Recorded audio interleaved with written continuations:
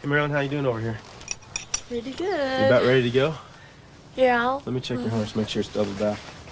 Yeah, looks good. These are too. This is gonna be a little bit harder than anything you've done before, but I think you're gonna be able to do it. Yeah. How you feeling? I think I'll be able to. I got a reason.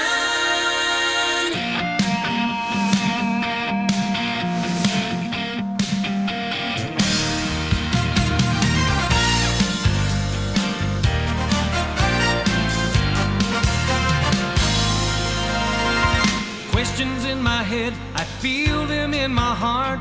Answers I don't know of, I wonder where to start. I gave my will to Jesus and decided to trust Him. He gave me every reason to give up all my sin. I know what you're feeling, I've been there before. If you just let Him in, He'll be waiting at the door.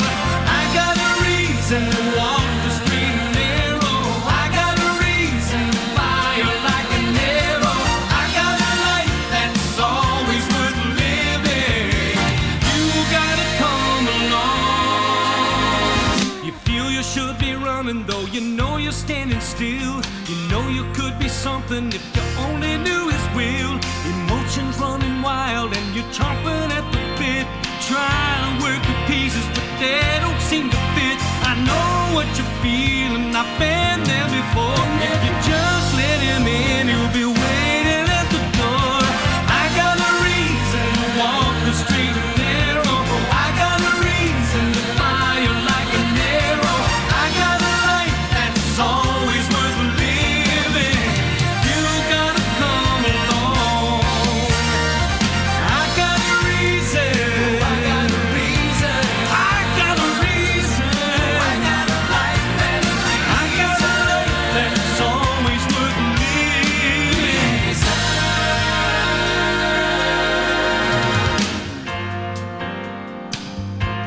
There's a problem that's all too prevalent in our society. It's an addiction that's rarely talked about, but it's one that can wreck lives and destroy marriages. It's the problem of pornography. In this program, featuring a riveting interview with serial killer Ted Bundy just hours before he was executed, Dr. James Dobson talks about pornography and tells why it's addictive, progressive, and deadly.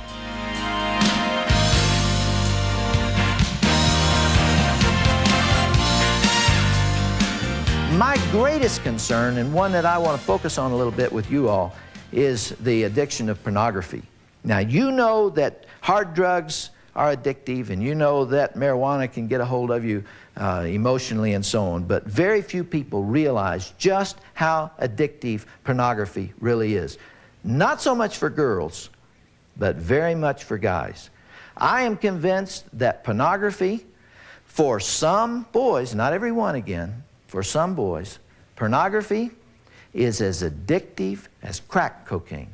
One exposure to a 13-year-old boy at just the right time, and he will grab that, and it will become very much a part of him and will be there for the rest of his life. Interesting thing about pornography, it functions very much like drugs. You take a little bit and it goes a long ways. But you bore with that and you take a little more, and you need more, and you need more, and you need more. So that you begin with soft core pornography. That's Playboy, Penthouse, it's airbrushed nudity, it's things like that. They call it soft core pornography. It's not illegal, it's available everywhere. In fact, the research shows teenagers are the #1 buyers in the entire Western world, the #1 buyers of not only softcore but hardcore pornography.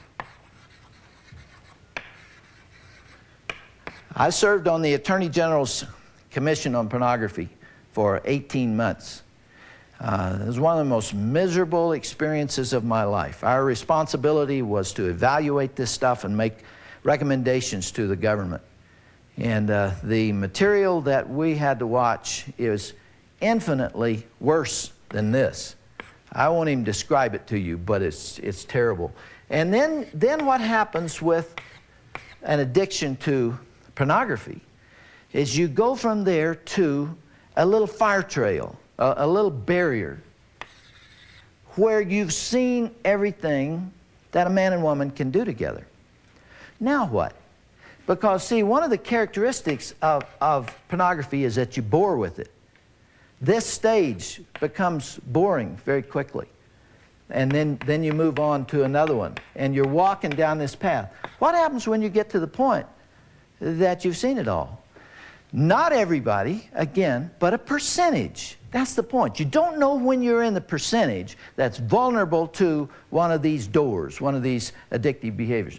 For a percentage, they jump the fire trail.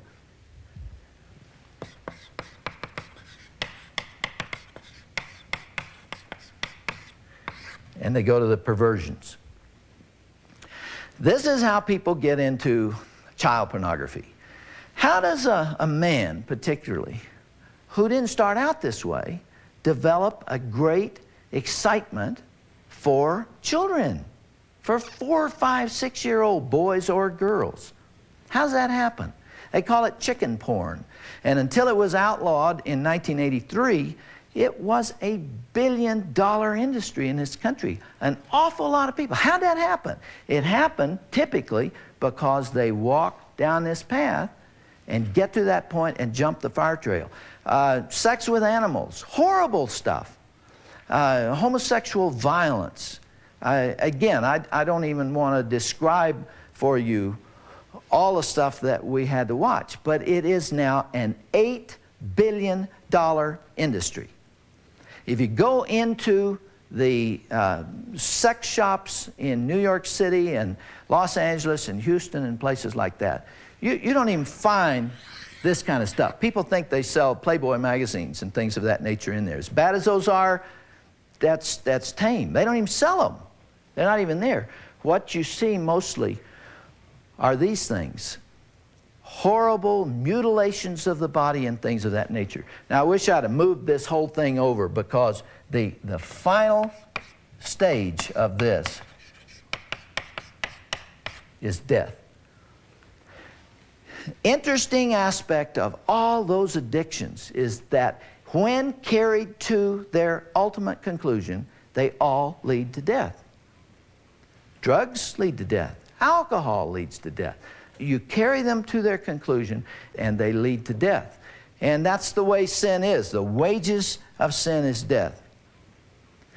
Ted Bundy was a nice-looking guy, an intelligent man, a normal-sounding guy.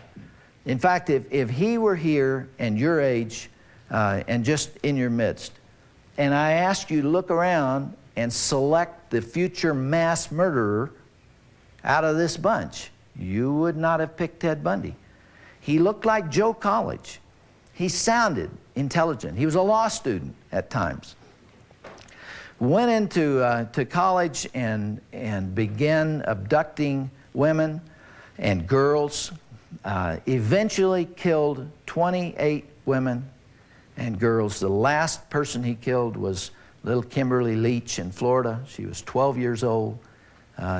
Dumped her body in a pigsty. Most horrible things. He was so clever at it that literally he could have gone on doing this almost indefinitely. He was caught on a fluke. They happened to pull him over for speeding, and they found something in his car that was suspicious, and that's how they caught him. Or he could have gone on. There's another serial murderer loose right now that I've worked with the police on. They call him the Green River Killer. And he started up in Seattle. Anybody from the state of Washington? You heard of the Green River Killer? Killed 40, 50 women up there, they think. Came down to Portland, then down to San Francisco and Los Angeles. Last I heard, he was in San Diego. And there's just one right after the other dying. They feel there's 250 plus women whom he's killed. And he's following the same pattern that Ted Bundy did. Ted's particular technique was that he'd worked at a medical supply office. And so he would put a cast on his arm. There's nothing wrong with his arm, but he put a cast on his arm. And then he would be on a college campus, and he'd have what he called a mark, which is the woman that he wanted to abduct. And he would walk by her when she was alone, if he could find her, He would track her, and when he would find her, he'd walk by carrying all these books. And when he got near her, as though he didn't see her, he'd fumble and he'd drop them all. And then he'd be down there with this arm in a cast trying to bundle them up, and she would come over to help him. And he would say, can you, and it's a lot of books, you know, can you just help me get to my car? And out of kindness, she would walk him to the car. And when he got her there, he would either ask her if she could drive him just 2 blocks, or he would push her in. And once he got her in the car, he would totally disable her, hit her with a pipe or something. Horrible things. Then when he was through with her, he would dump her body in a place where it would decay before they found it, and the animals would spread the bones around, and the clothes would decay and so on. And no one saw the girl disappear, so there were never any witnesses. He could have gone on doing that forever unless he had tripped up. He was finally convicted. He spent 10 years on death row, and while he was on death row, an attorney named John Tanner and his wife Marcia took it upon themselves to minister to Ted. Sure, he'd killed 28 women, but he is still a creation of God, and he needed God like everybody else. And John and Marcia went into that prison for 200+ hours and led him into, I think, only God knows, I think, a genuine relationship with Jesus Christ. Now that's offensive to some people. The thought of Ted Bundy going to heaven, you know, it doesn't seem right, does it? And yet the Lord said there's no sin that he can't forgive. And I believe Ted found the Lord. 2 years before he died, John Tanner called me on behalf of Ted. And he said, the Lord is talking to Ted, and he feels that he needs to admit his crimes. He needs to give information that will allow the parents and the families of the girls he murdered to know what happened to them. And he needs to confess what caused him, he thinks, to do this. And he knows the press will not allow him to get that message out, because they obviously hated him, and perhaps for good reason. They said he wants to release that information through you. So a couple of years ago, 3 years ago, the telephone rang. John Tanner was on the phone. He said the way has been cleared for the execution of Ted Bundy. He only has 6 more days to live. He wants you to come to Florida. Now, I flew down to Florida immediately. I got there just 2 days before he was to be executed. And you talk about one wild scene. It was a circus. There were 300 members of the press across the street from the prison. There were 1,000 people or more with signs, and none of those members of the press could get an interview with Ted because he wouldn't talk to them. Now here they are, the eyes and ears of the world, and they're there to interview Ted Bundy or to get a story, and he won't talk to them. The prison wouldn't talk to him, and they hear that this guy's coming in from California that has a private interview with him.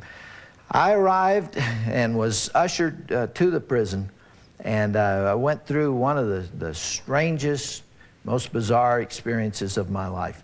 I went through 7 steel doors to get to him. I went through metal detectors that were so sensitive that I had to take my shoes off because it would react to the pins in the heel of my shoes. Tie-tack, any metal whatsoever. They finally took me into this inner chamber, and then they brought Ted in. They took him in a little room and strip searched him before he could even talk to me. For the record, you are guilty of killing many women and girls. Is that correct? Yes, that's true. Ted, how did it happen? Take me back. What are the antecedents of the behavior that we've seen? So much grief, so much sorrow, so much pain for so many people. Where did it start? How did this moment come about? I grew up in a wonderful home with 2 dedicated and loving parents, one of 5 brothers and sisters. But as a young boy, and I mean a boy of 12 or 13, certainly, that I encountered outside the home again, in the local grocery store, or the local drugstore, the softcore pornography, what people call softcore. But as I think I explained to you last night, Dr. Dobson, in an anecdote, that as young boys do, we explored the back roads and sideways and byways of our neighborhood, and oftentimes people would dump the garbage and whatever they were cleaning out of their house, and from time to time we'd come across pornographic books of a harder nature than more graphic, you might say, more explicit nature than we would encounter, let's say, in your local grocery store. My experience with, I'd say, pornography generally, but with pornography that deals on a violent level with sexuality, is that once you become addicted to it, and I look at this as a kind of addiction, like other kinds of addiction, I would keep looking for more potent, more explicit, more graphic kinds of material. Like an addiction, you keep craving something which is harder, something which gives you a greater sense of excitement, until you reach the point where the pornography only goes so far.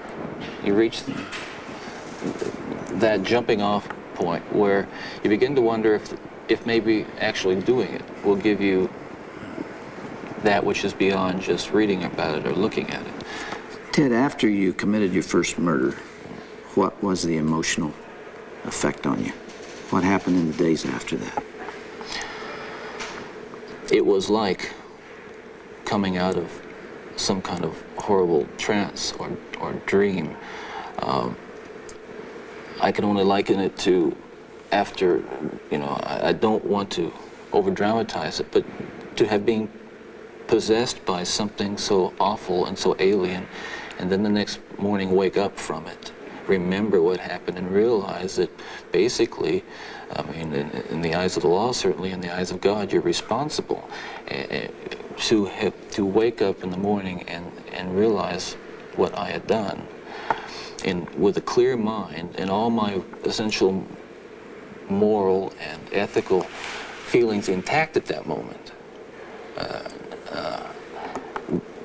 absolutely horrified that I was capable of doing something like that. You really hadn't known that before? Basically, I was a normal person. I wasn't some guy hanging out at bars or a bum, or I wasn't a pervert in the sense that, people look at somebody and say, I know there's something wrong with him, and just tell. I was essentially a normal person. I had good friends. I led a normal life, except for this one small but very potent and very destructive segment of it that I kept very secret and very close to myself and didn't let anybody know about it.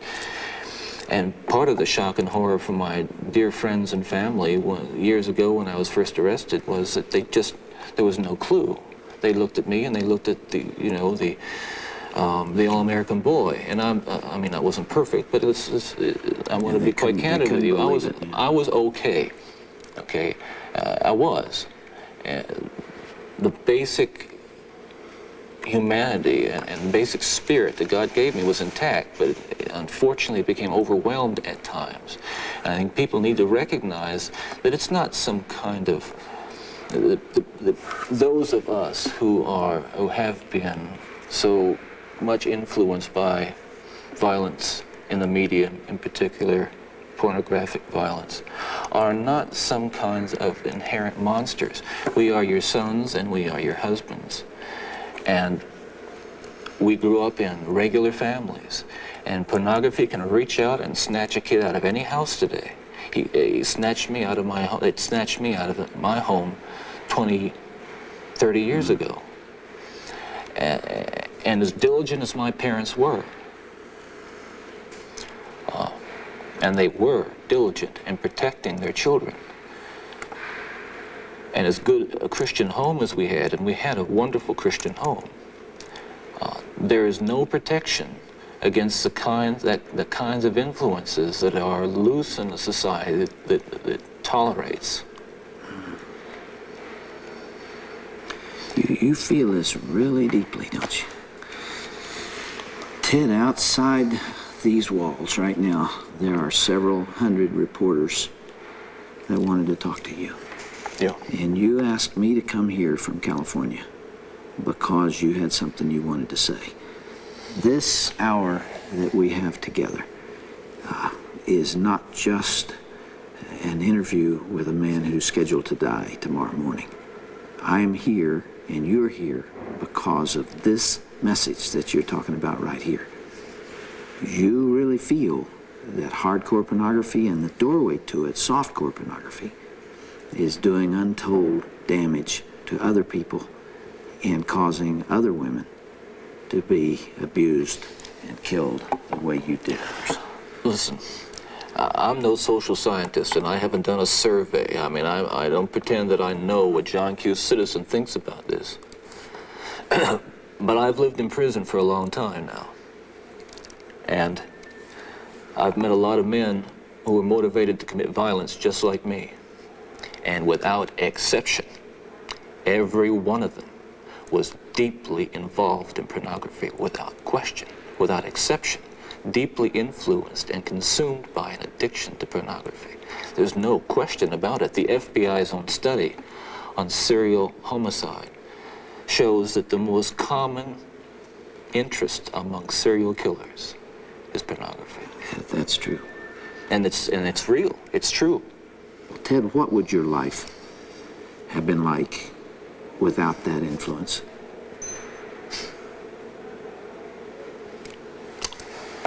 You can only speculate. Yeah. Well, I know it would have been far better, not just for me, and it's, excuse me for being so self-centered here.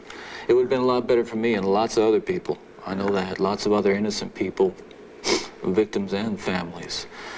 It would have been a lot better. There's no question, but it would have been a fuller life. Certainly a life that would not have involved, I'm absolutely certain, would not have involved this kind of violence that I have committed. I'm sure, Ted, if I were able to ask you the questions that are being asked out there, one of the most important as you come down to perhaps your final hours, are you thinking about all those victims out there and their families? Well, who are so wounded, years later, their lives have not returned to normal. They will never return to normal. Absolutely. Are you carrying that load, that weight? Is the remorse there? Yes, absolutely. In the past few days, myself and a number of investigators have been talking about unsolved cases, murders that I was involved in. And it's hard to talk about all these years later because it revives in me all those terrible feelings and those thoughts that I have steadfastly and diligently dealt with, I think successfully, with the love of God. And yet it's reopened that, and I felt the pain and I felt the horror again of all that. And I can only hope that those who I have harmed, those who I've caused so much grief, even if they don't believe my expression of sorrow and remorse, will believe what I'm saying now, that there is loose in their towns and their communities people like me today whose dangerous impulses are being fueled day in and day out by violence in the media in its various forms, particularly sexualized violence.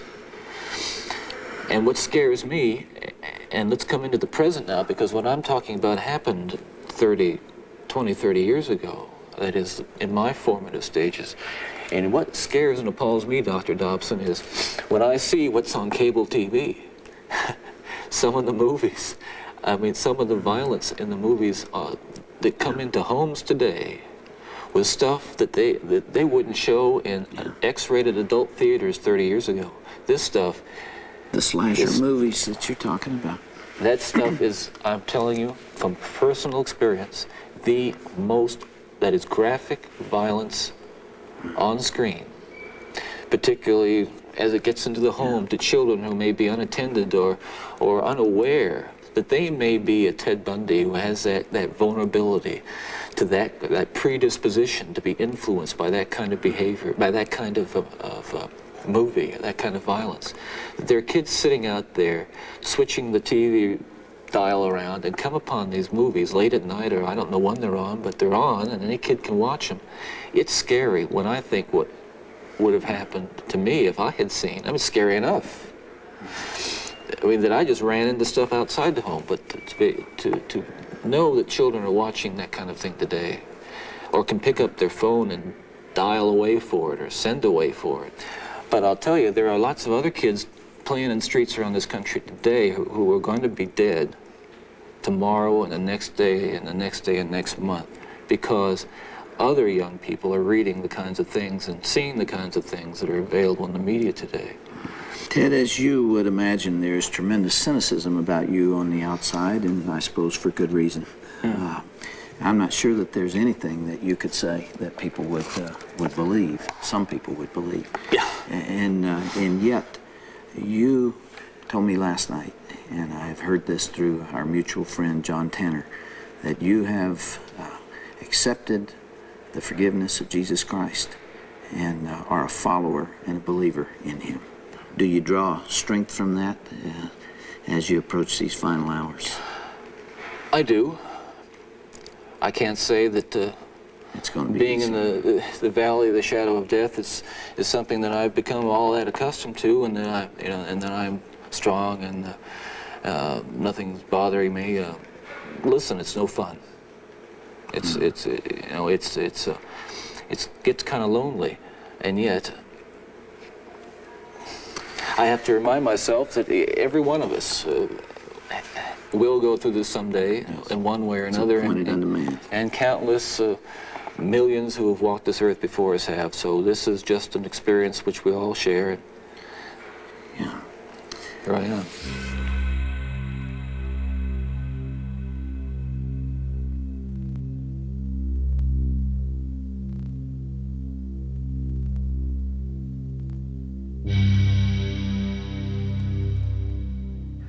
That was a very bizarre experience for me, as you can imagine.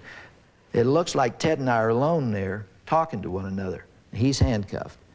But there was a guard standing right here and one standing right there and one back here. We were surrounded by 6 guards all the time that we did that video.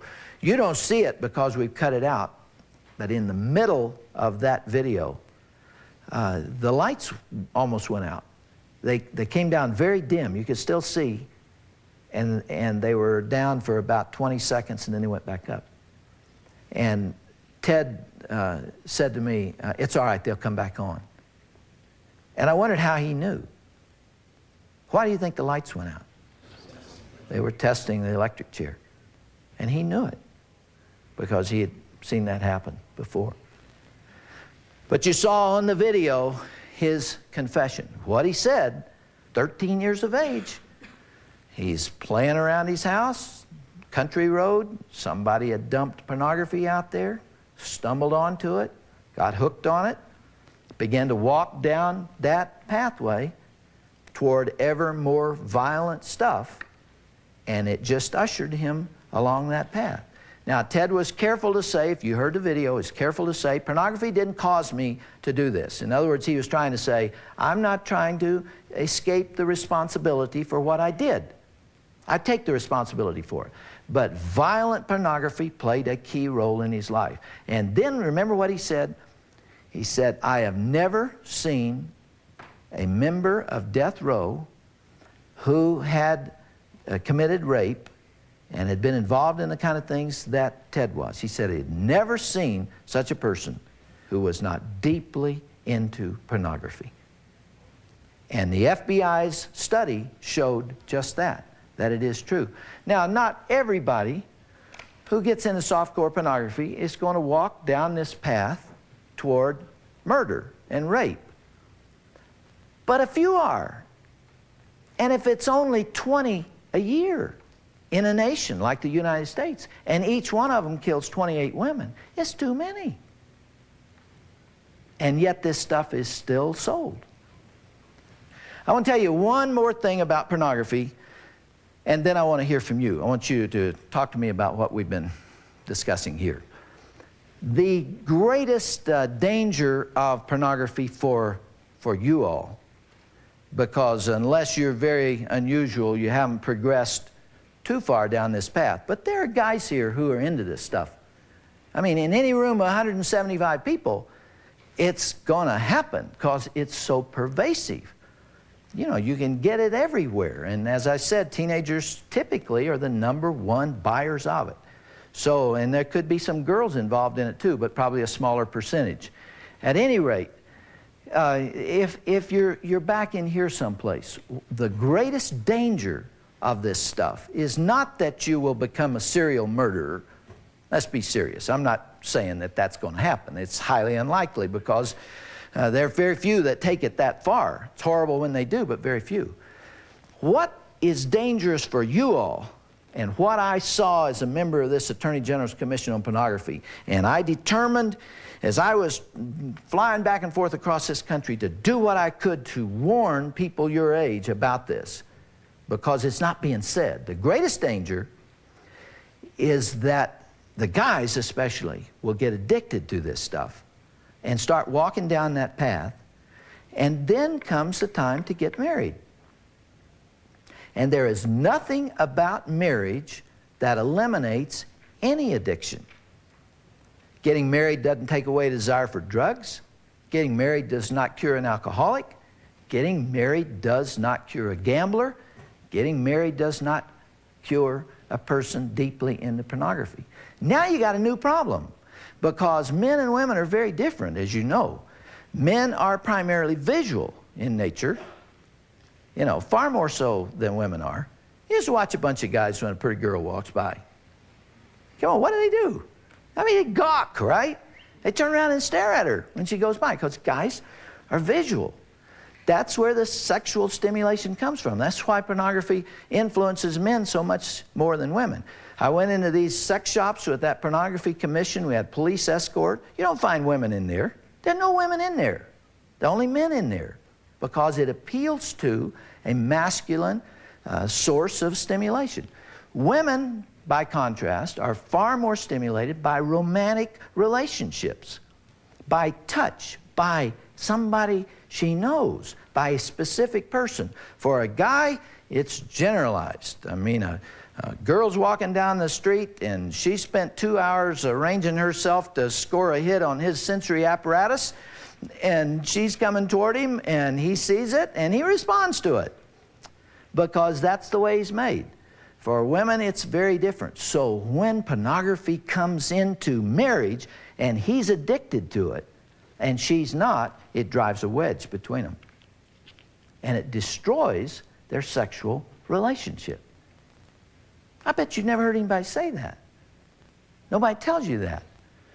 In fact, there are many husbands and wives that buy this stuff thinking that it'll spice up their marriage. And what it really does is it takes them on two separate paths. And the guy sees things in print, sees pictures and videos that make him want her to do things she doesn't want to do, and she's offended by that. And she knows it's wrong, and she pulls back from it, and he feels rejected by it.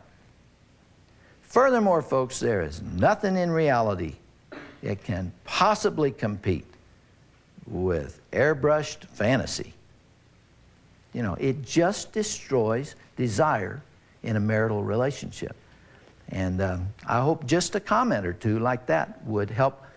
If it helped one of you and the people that are going to see this video to avoid walking down that path, I think it's well worth what we're doing here. Anybody have any comment or question? Yes. If people like Ted Bundy do the things that they do, how come hardcore pornography is so available to the public?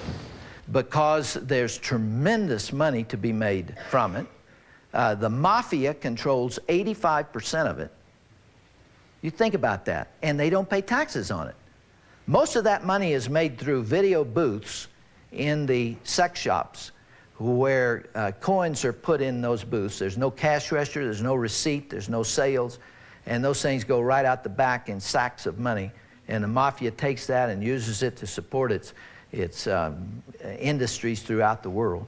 So one of the reasons is because the most creative criminals in the world have good reason to sell this stuff, and they buy off officials.